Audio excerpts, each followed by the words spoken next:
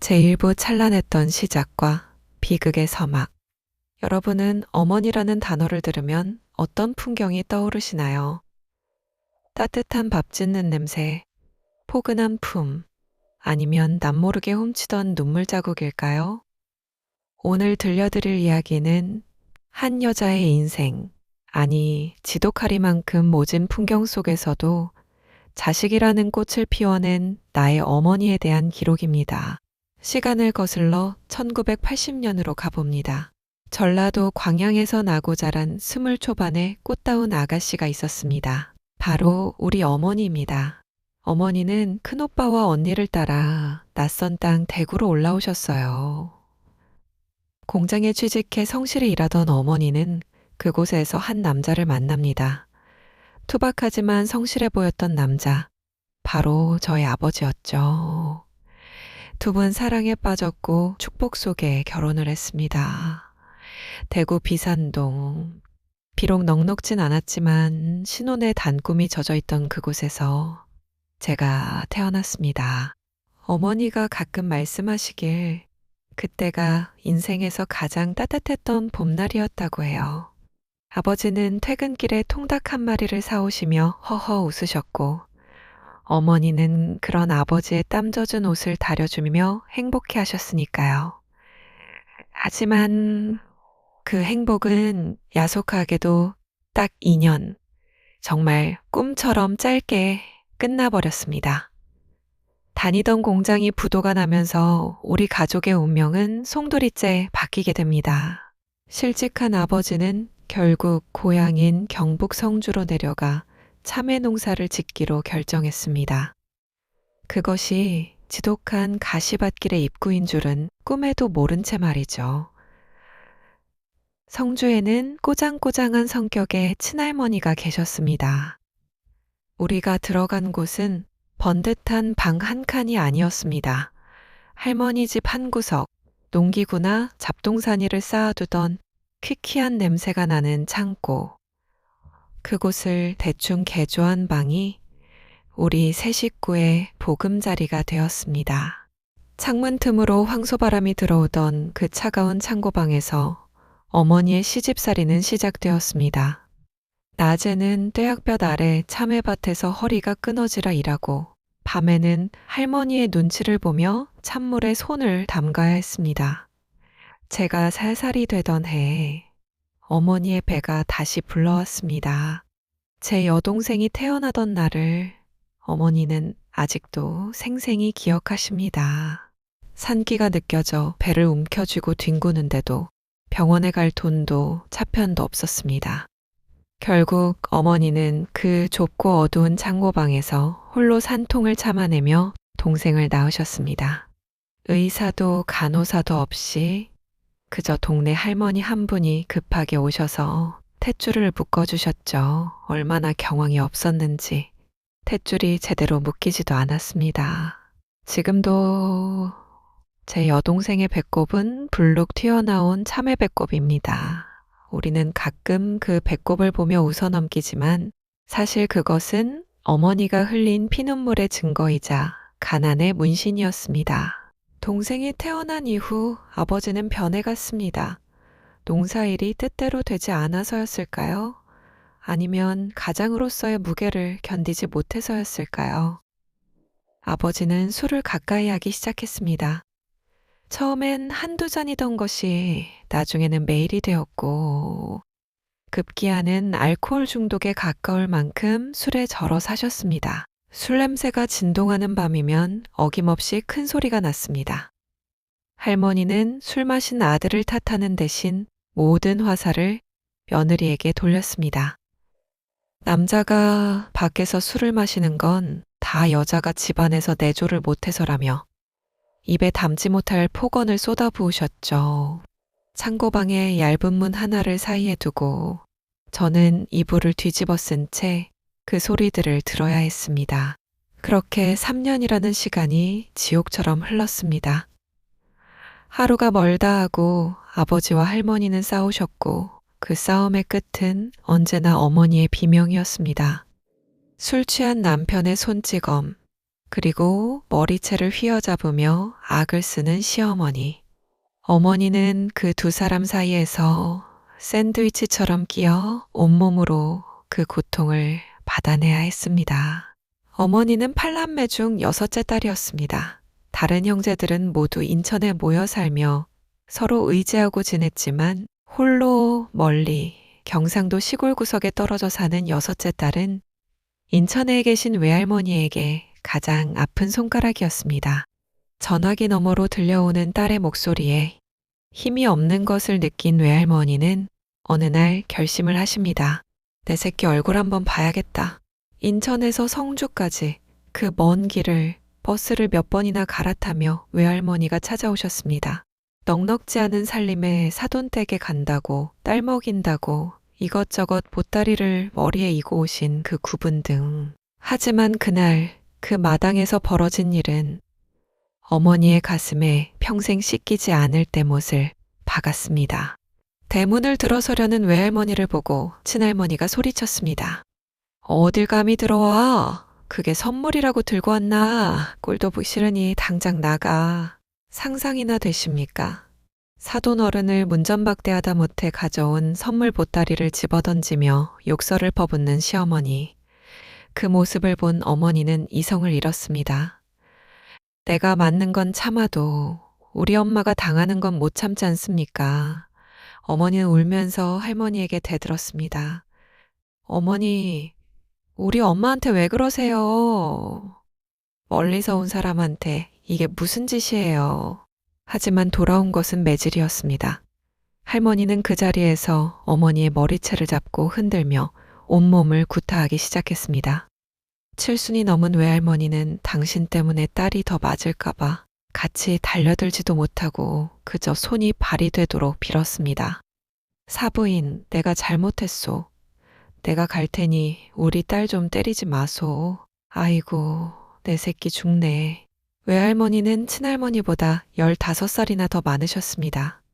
그 연로하신 분이 딸을 살리겠다고 비는 모습, 머리채가 잡혀 질질 끌려가는 딸을 두고 차마 발길이 떨어지지 않아 대문 밖에서 털썩 주저앉아 우시던 모습, 결국 외할머니는 딸의 손 한 번 제대로 잡아보지 못하고 쫓겨나듯 인천으로 발길을 돌리셨습니다. 내 돈 더 벌어서 좋은 거 사들고 다시 올게요. 내 딸 좀 잘 부탁합니다. 울면서 뒤돌아보던 외할머니의 그 뒷모습이 어머니는 30년이 지난 지금도 꿈에 나온다고 하십니다. 인생에서 가장 서럽고 뼈가 사무치던 순간이었다고. 술 한 잔 드시면 아직도 그날의 이야기를 하며 눈시울을 붉히십니다. 그렇게 지옥 같은 나날이 계속되던 어느 날, 제가 7살이 되던 해였습니다. 아버지도 더 이상은 못 참겠던지 중대 결단을 내립니다. 할머니와는 도저히 못 살겠다며 무작정 짐을 싸서 집을 나와버린 것이죠. 갈 곳이 정해진 것도 아니었습니다. 우리 네 식구는 짐보따리를 들고 성주 읍내를 하염없이 돌아다녔습니다. 가진 돈은 쥐꼬리만큼도 없었기에 우리가 들어갈 수 있는 곳은 가장 싸고 허름한 방뿐이었습니다. 반나절을 헤매다 찾은 곳은 1년에 50만 원짜리 사글 세 방이었습니다.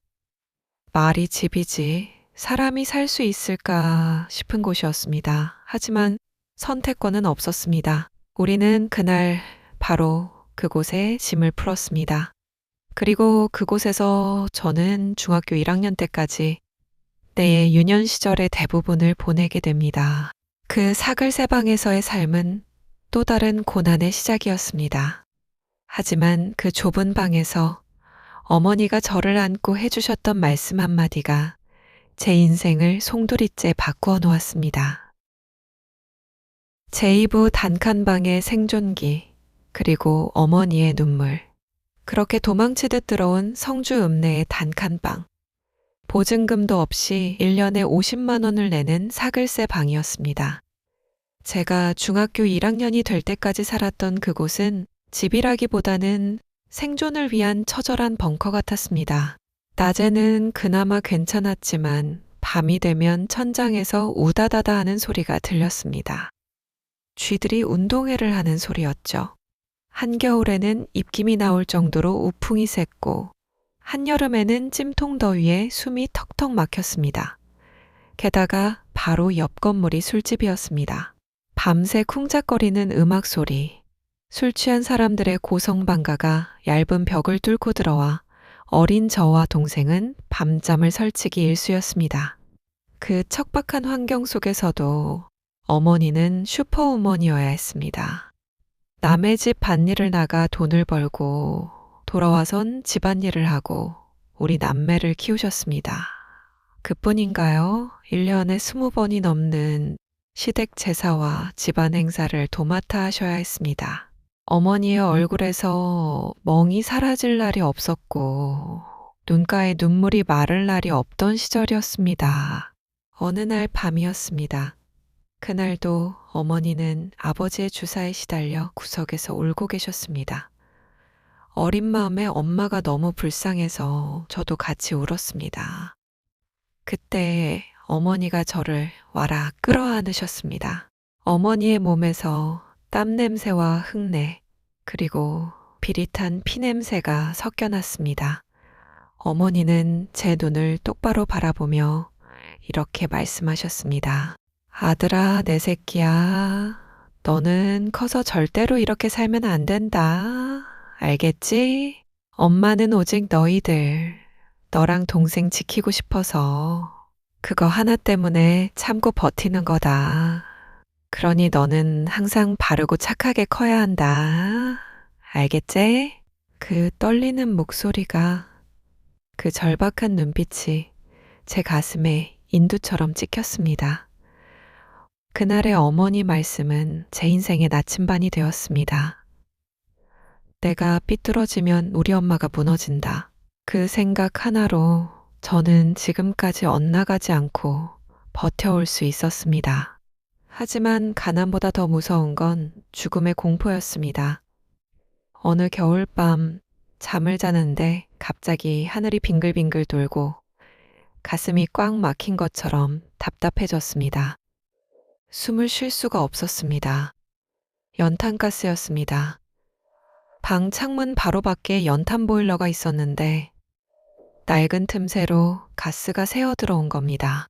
제가 본능적으로 구토를 하며 의식을 잃어가던 찰나 그 소리에 어머니가 잠에서 깼습니다. 만약 제가 토하지 않았다면, 어머니가 그 소리를 듣지 못했다면 우리 가족은 아마 그날 밤 그 차가운 사글세 방에서 영영 눈을 뜨지 못했을 겁니다. 그렇게 죽을 고비를 넘겼지만 또 다른 공포가 기다리고 있었습니다. 어김없이 아버지가 술에 취해 들어오신 날이었습니다. 밤 12시가 넘은 시각, 아버지는 당신을 맞이하러 나오지 않았다는 이유 하나로 자고 있던 어머니를 발로 밟기 시작했습니다. 공포에 질린 저와 동생에게도 욕설이 날아왔습니다. 참다 못한 어머니가 말대꾸하자 아버지는 이성을 잃고 어머니의 목을 조르기 시작했습니다. 어머니의 얼굴이 붉게 달아오르고 숨 넘어가는 소리가 들렸습니다. 저는 너무 무서워서 맨발로 밖으로 뛰쳐나갔습니다. 살려주세요. 우리 아버지가 엄마 죽여요. 사람 살려요.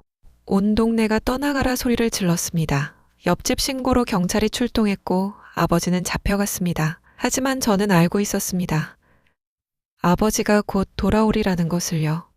그 당시 가정폭력은 집안일로 치부되던 시절이었으니까요. 경찰서에서 풀려나 집으로 걸어오는 아버지의 발소리가 들릴 때마다 저는 방문 걸어 잠그고 동생 귀를 막으며 벌벌 떨어야 했습니다. 참 야속한 건 술만 드시지 않으면 아버지는 너무나도 고지식하고 얌전한 분이었다는 겁니다. 어머니는 늘 말씀하셨죠. 너희 아버지가 술만 아니면 참 좋은 사람인데, 연애할 때는 그렇게 다정했는데, 아버지가 미워 죽겠는데, 그런 아버지를 그리워하는 어머니가 어린 저는 답답하기도 했습니다. 제3부 무너진 가장, 그리고 소년이 만든 계란 후라이. 그런 아픔이 반복되던 중 제가 초등학교 4학년이 되던 해에 큰 사건이 터졌습니다. 학교 수업 중인데 선생님이 다급하게 저를 부르셨습니다. 얼른 집에 가봐라. 큰일 났다.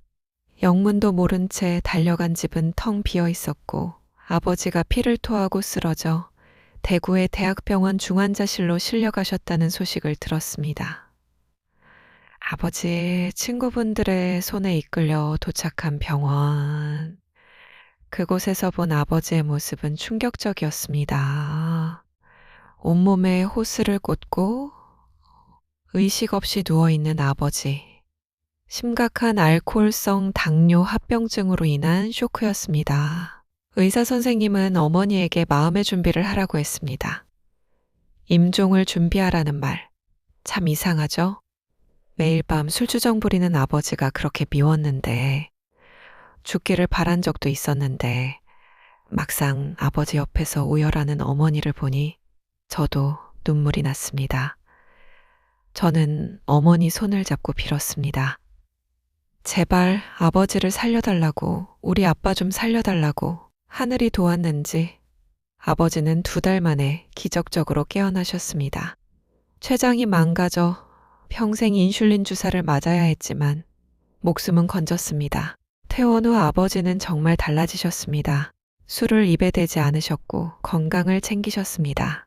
저와 동생을 데리고 낚시도 다니셨죠. 그때 인연, 그 인연이 제 유년 시절 기억 중 유일하게 빛나는 행복한 추억입니다. 아, 우리 집도 이렇게 평범하게 살 수 있구나. 처음 느껴본 안도감이었습니다. 하지만 그 행복은 신기루 같았습니다. 몸이 좀 살만해지자 아버지는 다시 술잔을 들었습니다. 몹쓸 술버릇이 다시 시작되었고 비극은 전보다 더 잔인하게 반복되었습니다. 결국 그 모진 세월을 다 견뎌낸 어머니도 이번에는 참지 못하셨습니다. 어느 날 아침 어머니가 사라졌습니다. 가출이었습니다. 6학년이었던 저는 졸지에 동생의 엄마가 되어야 했습니다. 아침에 일어나 동생 옷을 입히고 밥을 차려야 했습니다. 할 줄 아는 요리라고는 계란 후라이뿐. 소금을 넣어야 하는지 설탕을 넣어야 하는지도 몰랐던 저는 하얀 가루가 다 똑같은 맛이겠거니 하고 계란 위에 설탕을 듬뿍 뿌렸습니다. 달짝지근하면서도 느끼했던 그 설탕 계란 후라이. 동생은 맛없다고 투정 부리면서도 배가 고파 꾸역꾸역 먹었습니다. 그 모습을 보는데 왜 그리 목이 매던지요. 그렇게 2주가 지났을 무렵 전화벨이 울렸습니다. 어머니였습니다. 여보세요, 아들. 밥은 먹었나? 수화기 너머로 들려오는 어머니의 물기 어린 목소리. 어머니는 우리가 눈에 밟혀서 도저히 아무것도 할 수가 없다고 하셨습니다. 저는 엉엉 울며 빌었습니다. 엄마, 잘못했어요. 다신 말썽 안 피울게. 제발 집에 와줘. 우리 버리지 마. 어머니는 울음을 삼키며 조금만 기다려라 하고 전화를 끊으셨습니다. 그날 밤 철없는 동생이 아버지에게 자랑하듯 말해버렸습니다. 엄마한테 전화 왔다고요. 술이 깬 아버지는 엄마 오면 다시는 술 안 먹는다고 해라. 잘 좀 말해봐라 하며 풀이 죽은 모습을 보이셨습니다. 이틀 뒤 어머니는 돌아오셨습니다. 오직 자식들이 밥 굶고 다닐까봐 그 걱정 하나로 지옥 같은 집으로 제 발로 다시 걸어 들어오신 겁니다. 하지만 아버지의 약속은 이번에도 몇 달을 가지 못했습니다. 제가 대학생이 될 때까지 어머니는 술 취한 아버지를 피해 친구 집을 전전하며 도망다니는 삶을 반복하셔야 했습니다. 제사부 아들이 아버지를 이기던 날, 그리고 우리 집, 중학교 2학년 때였습니다. 평생 남의 집 살이 사글세방을 전전하던 우리 가족에게 기적 같은 일이 일어났습니다. 어머니가 피땀 흘려 지은 농사 수익과 빚을 조금 내서 할머니 집 근처에 작은 땅을 샀고 거기에 조립식 집을 지은 것입니다. 비록 번듯한 아파트는 아니었지만 어머니는 세상을 다 가진 듯 기뻐하셨습니다. 아들, 이제 이사 안 가도 된다. 여기가 우리 집이다. 너랑 동생 이제 눈치 안 보고 발 뻗고 자도 된다. 그 우리 집이라는 단어가 얼마나 달콤하던지요. 어머니는 그 집을 지키기 위해 몸이 부서져라 일하셨습니다. 새벽별 보고 나가서 밤 늦게까지 불을 켜놓고 농산물을 다듬으셨죠. 오직 자식들이 이 집에서만큼은 행복하길 바라는 마음, 그 하나로 어머니는 당신의 젊음을 밭고랑에 묻으셨습니다. 시간은 흘러 저는 고등학교 2학년, 덩치가 제법 큰 청년으로 자랐습니다. 반면 아버지는 당뇨병과 알코올로 인해 몸이 점점 쇠약해지고 계셨죠. 어느 날 밤, 여느 때처럼 술 취한 아버지가 어머니에게 손을 올리려던 순간이었습니다. 저는 저도 모르게 아버지의 팔을 낚아챘습니다.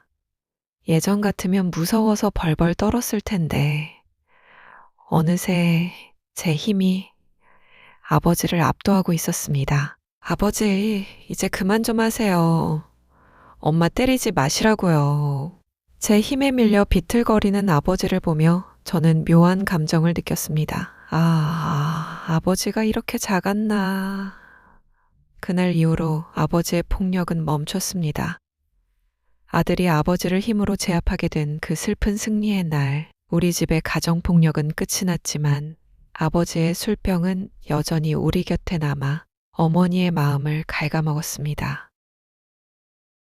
제5부 마지막 효도, 그리고 30년 만의 사과. 제가 군대를 다녀오고 사회인이 될 무렵 영원히 호랑이 같을 줄만 알았던 할머니에게 덜컥 병이 찾아왔습니다. 대장암이었습니다. 독한 항암 치료가 이어졌고 할머니는 거동조차 힘든 노인이 되셨습니다. 참 아이러니하죠? 젊은 날 그렇게 며느리를 구박하고 머리채를 잡았던 시어머니인데 그 병수발을 든 건 결국 우리 어머니였습니다.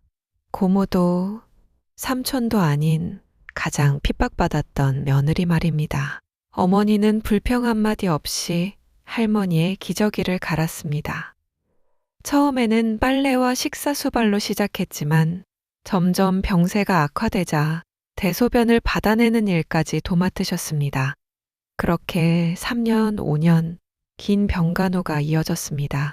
치매 기운이 있어 정신이 오락가락 하시던 할머니가 돌아가시기 2년 전쯤 어느 날 정신이 맑게 돌아오셨습니다. 할머니는 어머니를 조용히 부르셨습니다. 그리고 앙상하게 마른 손으로 어머니의 거친 손을 잡으셨습니다. 애미야, 내가 미안하다. 내가 너한테 한 짓이 이제 와서 생각하니 다 내 죄다. 너무 미안하다. 그리고 고맙다. 평생을 짓눌러왔던 응어리가 터지는 순간이었습니다. 그토록 듣고 싶었던, 아니 기대조차 하지 않았던 시어머니의 사과. 어머니는 그 자리에서 할머니를 붙잡고 몇 시간을 목 놓아 오셨습니다. 서러움의 눈물, 미움의 눈물, 그리고 기어이 찾아온 용서의 눈물이 뒤섞여 흘러내렸습니다. 그로부터 2년 뒤 할머니는 세상을 떠나셨습니다. 장례식장에서 가장 서럽게, 가장 많이 운 사람은 다름 아닌 우리 어머니였습니다. 사람들이 물었습니다. 그렇게 당하고도 눈물이 나오냐고. 하지만 미운 정도 정이라고 했던가요? 당신을 그토록 괴롭혔던 시어머니를 마지막까지 품어 안으신 어머니의 마음은 아마 애증이라는 단어로는 다 설명할 수 없는 깊은 것이었겠지요. 지금도 저는 가끔 어머니께 여쭤봅니다. 엄마, 나는 엄마처럼 못 살았을 거야. 어떻게 다 참고, 어떻게 다 용서했어? 그럴 때마다 어머니는 웃으며 말씀하십니다. 그때는 죽을 만큼 힘들었는데 그래도 내 새끼들이 있었잖아. 너랑 네 동생이 내 삶의 유일한 희망이었고 버팀목이었다. 너희들이 바르게 커줘서 엄마는 후회 없다. 지금은 너무 행복하다. 비산동 쪽방에서 시작해 성주의 창고방, 그리고 50만 원 사글세 방을 지나 지금의 평온함에 이르기까지. 우리 어머니의 30년 세월은 온통 눈물과 땀으로 얼룩져 있지만 그 얼룩 위에는 이제 자식 농사 잘 지었다는 훈장이 빛나고 있습니다. 세상의 모든 어머니가 위대하다지만 저에게 있어 우리 어머니는 신이 보내준 가장 강인하고 아름다운 전사입니다. 엄마, 존경합니다. 그리고 사랑합니다.